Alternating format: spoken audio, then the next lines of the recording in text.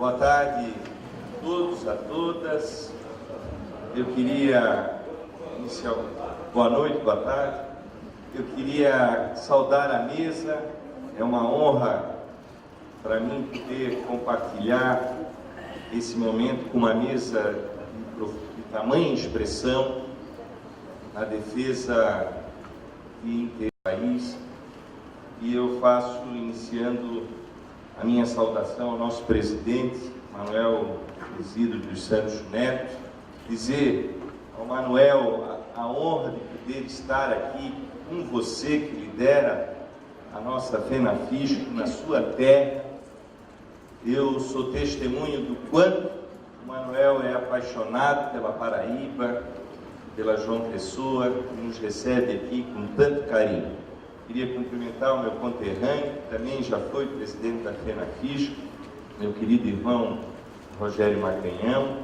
Queria cumprimentar a Gabriela Vitorino de Souza, nossa diretora jurídica.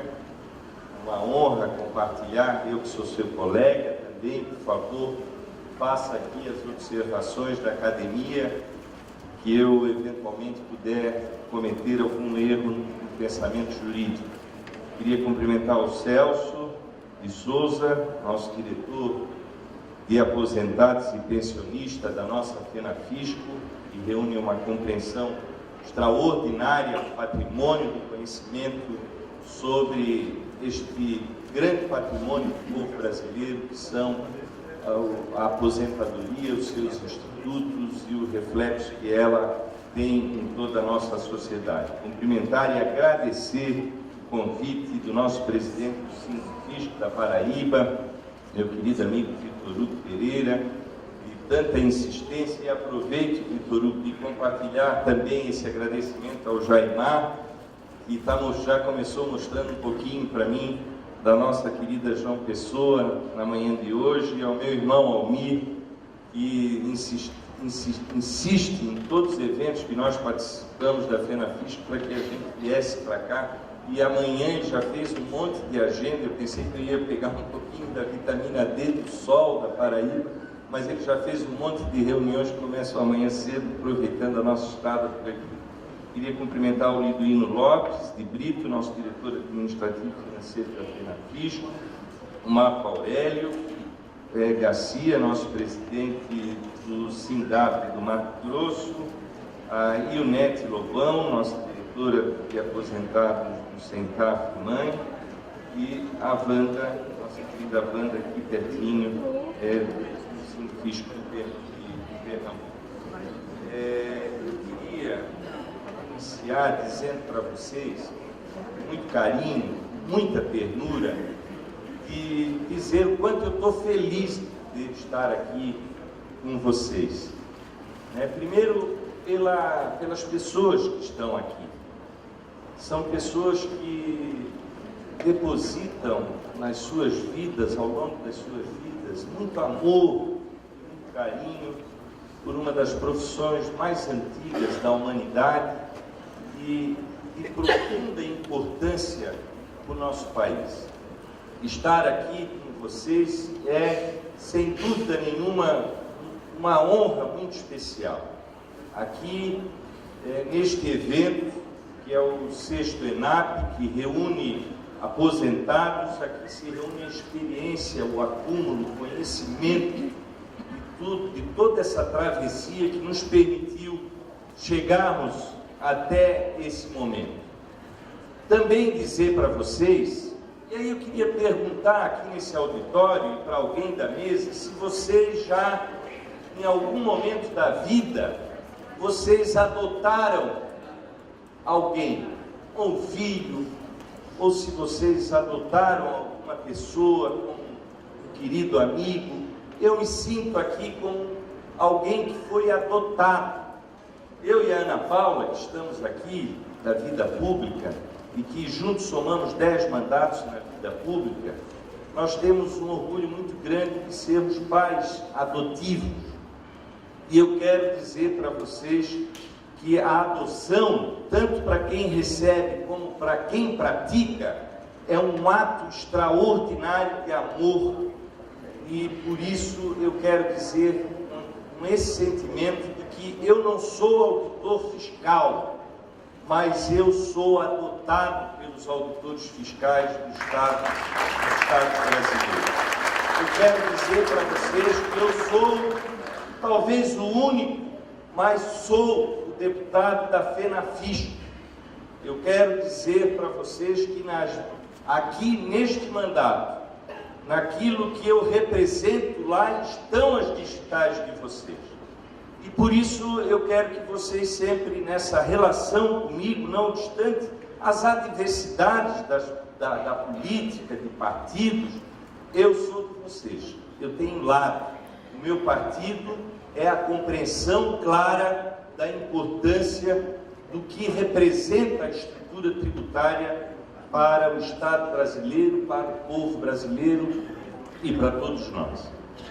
Eu também quero aqui dizer com muita alegria, peguei parte da rica palestra trazida pelo Floriano, que é inclusive também conterrâneo do meu estado, e ambos doutores, o doutor Delúbio, que enriqueceram este evento.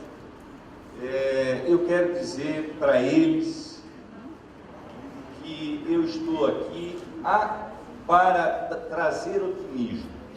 Eu não venho aqui trazer absolutamente nenhum pessimismo. Vou responder a todas as questões, vou abordar muitas das dificuldades que talvez estejam amargurando os vossos corações, mas eu quero dizer com muito otimismo, porque aprendi que o pessimismo, ele não constrói absolutamente nada.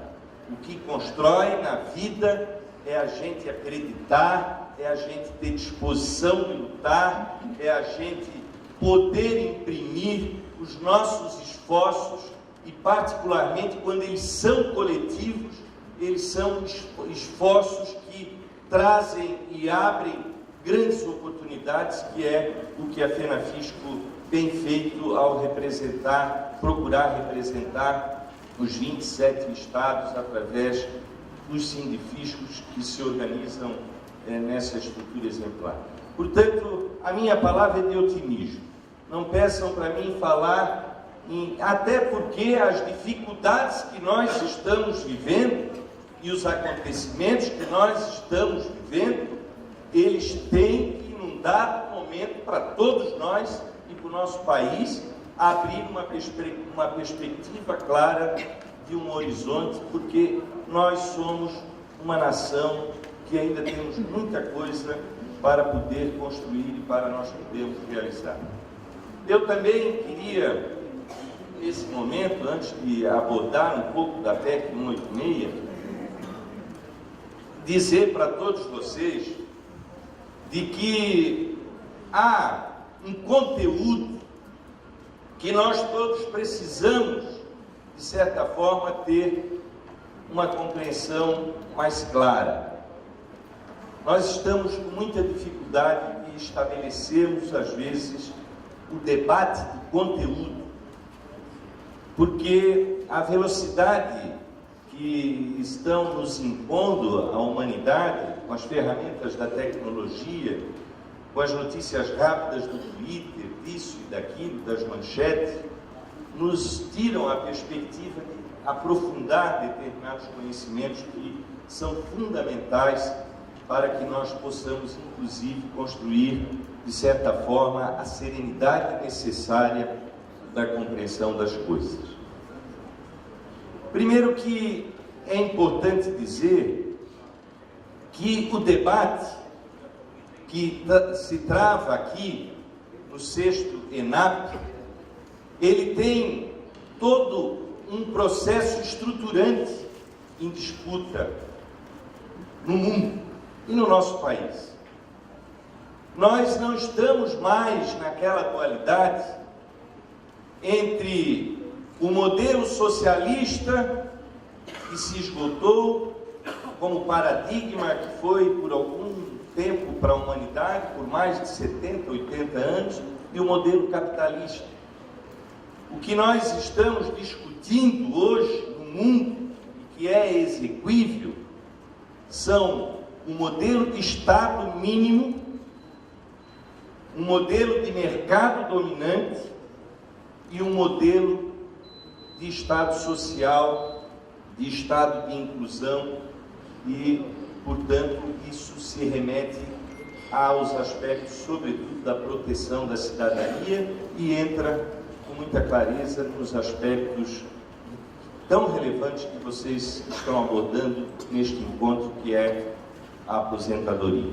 E que entra também a PEC 55, eu não posso deixar aqui de abordar, embora o meu tema é a PEC 186. Por quê? Porque o viés que nós podemos caminhar do Estado mínimo é o fim de tudo. É o fim da proteção do Estado. É a política de mercado. Às vezes nós não damos conta da produção do Estado brasileiro, que chega a 204 milhões de pessoas e que, ao mesmo tempo, mantém com todas as dificuldades e com todos os erros que ainda precisam ser corrigidos. Por exemplo, um dos programas que é o maior programa de saúde do mundo, que é o SUS, que inclui 140 milhões de pessoas ligadas a este programa. Nos Estados Unidos da América, que adota de forma muito vertiginosa a política de Estado mínimo, não existe saúde pública, por exemplo. E a política das aposentadorias, por exemplo, também é objeto de mercado. Quem tem, paga. Quem quer saúde, paga. Quem quer aposentadoria, paga. Por isso a minha palavra é de otimismo, porque o Estado brasileiro não é institucionalmente conquistado por nós nas lutas que nós temos travado, nas categorias dos trabalhadores das mais diversas matrizes, no esforço dos auditores fiscais, das suas lutas sindicais. É um Estado protecionista da cidadania no mais absoluto alcance, inclusive como paradigma para o mundo, como é a proteção que nós temos feito nos últimos anos daquilo que chamamos de risco social e de miséria através de um programa como Bolsa Família, que hoje é uma recomendação da ONU para o mundo todo. Então nós temos um modelo de Estado que nos dá otimismo dos direitos e garantias. E isso nós precisamos ter claro, de que é nesse modelo de Estado que nós temos que ser protagonistas para melhorar vários aspectos e corrigir várias deformações e injustiças que estão inseridas dentro do contexto de vários aspectos das instituições brasileiras. Outro aspecto que eu acho relevante aqui colocar para todos vocês, e esse debate do Estado mínimo e o Estado de alcance social é um debate que está na política brasileira, invisível às vezes, né, mas evidente já na história, porque o Brasil, ele tentou fazer um modelo de Estado mínimo nos processos das privatizações. Ou quem não se lembra da venda da Vale do Rio Doce, patrimônio dos brasileiros. A Vale do Rio Doce é todo o minério que tem no Brasil, não é apenas uma empresa. E na época o cálculo do seu patrimônio, por exemplo, ele aferia em torno de 92 bilhões de reais só o patrimônio, sem falar das reservas minerais que ele tutelava. E ela foi vendida naquele processo de leilão por 3 bilhões de reais para a iniciativa privada. Isso teve um corte no Brasil. O Brasil não aceitou mais a condução desse viés do Estado mínimo e de venda do patrimônio público ao alcance daqueles momentos que nós vivíamos e que queriam, evidentemente, ir para a venda dos bancos públicos deixar só o sistema financeiro na mão da iniciativa privada e todos os patrimônios que hoje são disputados com muita ênfase pela iniciativa privada e pelo modelo de capitalismo que nós todos vivemos. O segundo aspecto que eu quero aqui dizer, nessa fala de otimismo sobre o alcance que nós podemos ter no futuro e as conquistas para resolver os problemas das aposentadorias, inclusive para a aprovação da PEC 555, é de que o Estado brasileiro, o Brasil, no último período da última década, teve uma mudança radical do Brasil que nós sempre estávamos acostumados. E às vezes a gente não percebe esses processos que aconteceram no Brasil. O que eu quero aqui dizer para vocês com toda tranquilidade: não é um processo que deve-se a um partido, a um líder apenas, mas é um processo que nós todos nos incluímos. Se incluem aqui a luta que vocês têm feito com todo vigor, com muito tempo, nos seus sindicatos. É a luta da FENAFISCO, é a luta dos movimentos sociais brasileiros, dos movimentos sindicais, dos empresários nacionalistas, é a luta de quem governou e de quem fez oposição, porque a opção que nós fizemos é uma opção plural, democrática, que hoje é, sim, um valor universal para todos nós. Nós podemos questionar todos os erros, nós podemos questionar todas as ordens que se foram ungidas nos processos políticos, mas nós não questionamos esse bem imensurável que a nossa geração construiu, que são as liberdades democráticas. Porque a democracia, embora em crise no Brasil, ela é ainda o melhor dos piores regimes. Ela é ruim, mas ela é ainda o melhor de todos os regimes. Ela permite, nas diferenças, a tolerância da convivência das pessoas. E este processo que nós vivemos tem as nossas digitais. E não é uma falácia afirmar aqui para todos vocês que nós estamos diante de um marco regulatório da própria história do nosso país. Há dois Brasis muito distintos nesse contexto. Um Brasil que antes, quero lembrar da memória, por isso que eu sou muito otimista, o Brasil, por exemplo, na década de 90, ele quebrou 3 vezes, ele faliu. Mesmo com as dificuldades que nós estamos vivendo, isso não é preciso dizer isso aqui para vocês. Nós éramos um país que estávamos a vida toda devedores do Fundo Monetário Internacional. Nós éramos um país que não tínhamos reservas. Vocês sabem o que são reservas? É o dinheiro guardado na poupança para enfrentamento das dificuldades. As nossas reservas hoje chegam a cerca de 400 bilhões de dólares. Há 12 anos atrás, o Brasil não tinha sequer absolutamente um tostão guardado nas reservas para garantir a sua liquidez.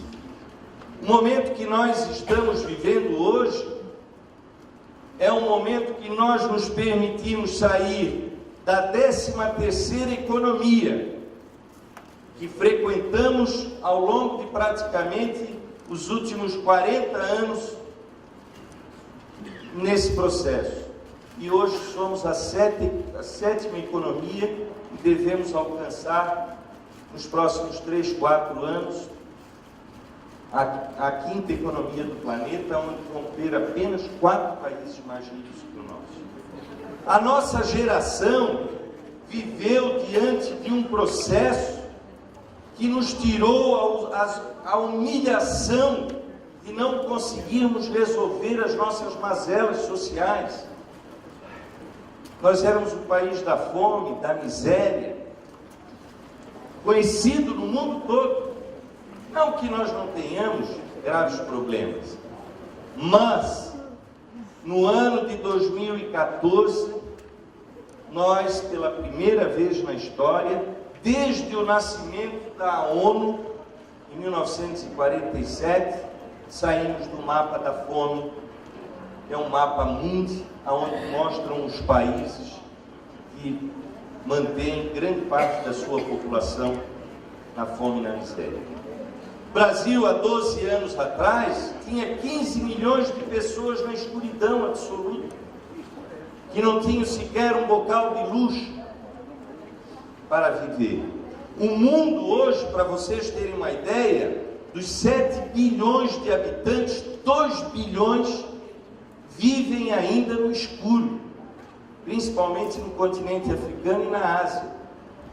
E o Brasil tem pouco mais de 0,03% de pessoas que ainda distantes, os quilombolas, os índios, que não têm acesso à energia elétrica. No ano passado, fechamos o ano com apenas 4,7% de desemprego, o que é considerado o pleno emprego. Estávamos entre os países que tínhamos a melhor oferta de emprego e contabilizávamos 23 milhões de novos empregos que foram ungidos na última década. São valores que nos permitem aqui dizer que o tamanho dos problemas que nós temos que enfrentar são muito pequenos diante da grandeza e do momento que o Brasil atravessa, não obstante as dificuldades que os senhores e as senhoras possam achar. O problema hoje da Previdência não é absolutamente um problema que possa trazer uma preocupação futura para o país. Porque quebrar a Previdência é dizer que o país quebra. Porque a Previdência ela é tutelada pelo Estado brasileiro. Um Estado cuja tendência é ter cada vez mais força e poder de poder oferecer aos seus cidadãos. E, ao mesmo tempo, entre nós encontram-se vários desafios. Os desafios que estão colocados nesse momento, para todos nós, é justamente de modelo. A crise que o Brasil vive é do modelo. Eu preciso dizer para vocês que eu estou representando vocês lá na Câmara dos Deputados. Há uma crise nessa relação. A nossa democracia está em crise porque vocês não se sentem representados por mim lá na Câmara dos Deputados. Nós temos uma crise de modelo no processo democrático. As eleições, elas são produzidas, mas elas não trazem aquilo que é fundamental no processo político e democrático: trazer esperança na solução de problemas que fazem parte das pautas dos interesses difusos do nosso povo. É uma crise que está colocada para todos nós lá. Eu estou aqui falando para vocês num ambiente querido, receptivo, mas não é fácil, como disse o Rogério Macanhão, não é ser do PT, não, é ser deputado hoje. Eu pertenço a uma casa que tem 90% de rejeição do povo brasileiro. Ora, isso não é uma crise? Os filhos nossos, lá em casa, em dose dupla, vocês imaginem. Teve um filho nosso que, numa certa oportunidade, chegou em casa e disse que foi indagado de quem é que ele era filho. Sou filho do advogado dessa e da enfermeira Ana Paula. Para não dizer que era filho de dois homens, duas pessoas da vida pública. Se vocês olharem as últimas pesquisas, vocês vão ver claramente a rejeição de todos aqueles que podem ser alternativa, por exemplo, política para 2018. Todos com rejeição lá na estratosfera nunca registrada. É uma crise que nós estamos tendo, que não é do partido A, B, é do processo democrático no nosso país. Os elementos que vocês estão vendo pela primeira vez na história do nosso Brasil, e é bom registrar que isso é bom, porque antes, de forma muito grave, nós víamos apenas os pobres, os negros, irem para a cadeia, e nós estamos vendo agora os ricos, os engravatados, indo também para a cadeia, os homens públicos indo para a cadeia, e são sinais positivos. Mas todo esse processo em curso é em decorrência do processo de crise da democracia brasileira, da forma de financiar campanhas, da forma como essas relações acontecem, e que nós precisamos estabelecer algo novo.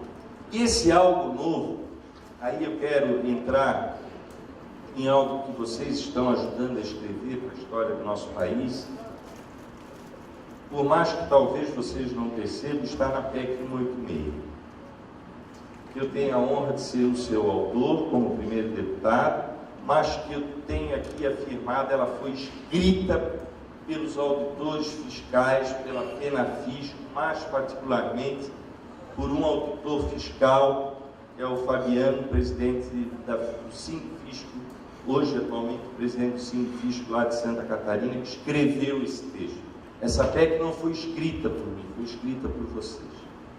Porque ela representa uma atitude de uma parte do serviço público que eu quero aqui dizer para vocês que me orgulha muito. Porque eu tive uma vida toda dedicada à advocacia, viu, Gabriela, dos sindicatos aonde eu moro em Santa Catarina, na cidade que eu fui prefeito por 2 vezes, que é a cidade de Blumenau. Antes eu tive uma atividade corrente, eu diria, como advogado dos sindicatos. E eu sempre tive na luta do movimento sindical, de sindicatos dos trabalhadores da iniciativa privada, de sindicatos de servidores públicos. Eu sempre vi na atividade sindical um limite. É a luta por melhores condições de trabalho e por salário. O que os auditores fiscais estão fazendo quando abraçaram a PEC 186, deram um exemplo fantástico, que eu olho para o nosso presidente da FENAFISCO sempre com muito orgulho, Manuel Exílio, que é um exemplo de cidadania e de alargamento daquilo que é possível fazer, não obstante o limite dos sindicatos, que é o limite de defender a sua categoria. O que os auditores fiscais do Brasil estão fazendo, os auditores estaduais estão fazendo, é abrindo e escancarando um debate no nosso país sobre o rompimento dessas estruturas perversas que contaminam todos os processos no nosso país, os processos políticos, democráticos. Por quê? Porque a PEC 186, ela representa o início de uma mudança que se impõe para o nosso Brasil, que é, na verdade, a mudança do Estado brasileiro. Nós temos uma economia que se tornou poderosa no alcance do mundo, forte. Podem ter certeza, não façam o foco do debate de vocês na luta pela PEC 555, não façam o debate de vocês com o foco nesse momento que nós estamos vivendo de ajuste fiscal. Não entre nesse engodo contaminado e eu diria até maldoso produzido pela mídia brasileira, porque o Brasil tem condições de valores extraordinários, que isso é uma sazonalidade na nossa economia. O fato do orçamento ser deficitário, que estão anunciando, o orçamento brasileiro está com déficit de 1%, o Obama vem entregando o orçamento com déficit de 2%, 3%, a China com 2%, 3%. Não entre nesse economês. Uma vez a mídia tentou humilhar nós todos com um tal de Risco Brasil, vocês não se lembram? Anunciavam o Risco Brasil. A força dos processos econômicos no nosso país, e vocês são auditores fiscais, é extraordinária. Qual é o país do mundo que tem as commodities que nós temos? Nós somos um celeiro para o mundo. Vocês sabiam que a riqueza maior hoje não está em São Paulo, por exemplo? Sempre foi a vanguarda dos processos industriais do nosso país. Ela está deslocada já no centro-oeste, com a soja, com a agricultura, com a produção de carne, em várias cadeias produtivas. Nós não somos um país qualquer, um Paraguai que quebra, às vezes por um vacilo na economia por algum governante. Mesmo que queiram quebrar o Brasil, não vão conseguir, não há como. Então esses aspectos, eles têm que ser tratados com muito cuidado, porque eles levam a gente para o pessimismo, eles levam a gente para desistir, e nós não podemos desistir de causas que têm valores de conteúdo, e são conteúdos de justiça, como é a PEC 555, que precisa ser resolvido, porque na verdade ela tira dos aposentados aquilo que os aposentados, o caráter da justiça está colocado. Nós vamos num dado momento alcançar, se nós tivermos disposição de luta. Portanto, a PEC 186, ela é abertura para isso. Por que ela é abertura para isso? Porque primeiro ela cria autonomia por uma área que tem que ser a primeira do Estado brasileiro a ter autonomia, que é quem cobra, quem arrecada. Vocês imaginem um homem público vir para a televisão dizer aqui na Paraíba, o Manuel Exídio ser candidato a governador, se dirigir para o povo da Paraíba e dizer: meu povo querido, fique tranquilo que eu vou cobrar mais imposto de vocês. Não é atividade da política e dos governantes a cobrança de tributos.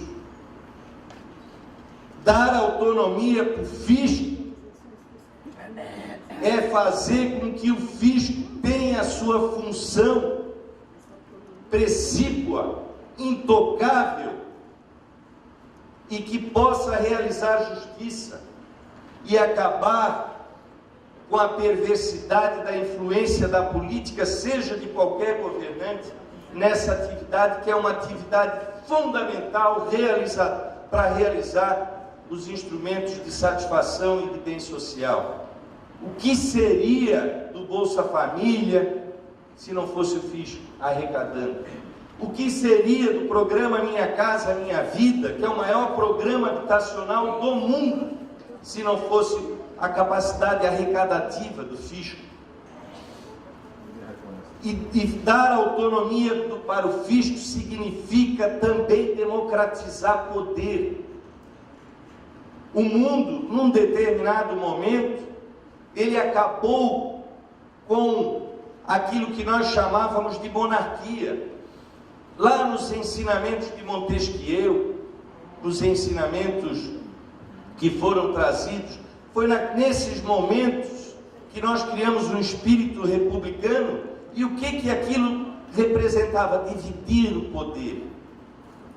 tirar o poder que era absoluto na mão de uma só pessoa, criar as instituições de poder, o judiciário, como foi ungido no século XVI, o poder legislativo e o poder executivo com as suas atribuições. Só que essa divisão ocorrida lá atrás, que foi importante para acabar com aquele absolutismo nas mãos de uma monarquia que geralmente sempre hereditárias, ainda foi muito pouco. O Brasil deu passos extraordinários na Constituição de 88, quando deu autonomia ao Ministério Público, quando deu autonomia a determinadas instituições. E o que aconteceu? Graus de eficiência. Nós saímos, por exemplo, no período que eu tenho aqui em conta, me perdoe os números, mas são números que eu manipulo pela minha paixão da política, mas nos últimos 12 anos, nós tivemos 2.200 do Estado, portanto ela poderia ter visto de origem. Vencemos esse debate, ela foi aprovada lá, foi para a comissão especial, tudo um processo de luta da FENAFISC. Vencemos também lá e conseguimos fazer com que ela esteja pronta hoje para ir ao plenário na pauta da Câmara dos Deputados. Ao mesmo serve para a PEC 555. Ou seja, vamos à luta, companheiro, porque o pessimismo não ajuda a construir absolutamente nada. Muito obrigado.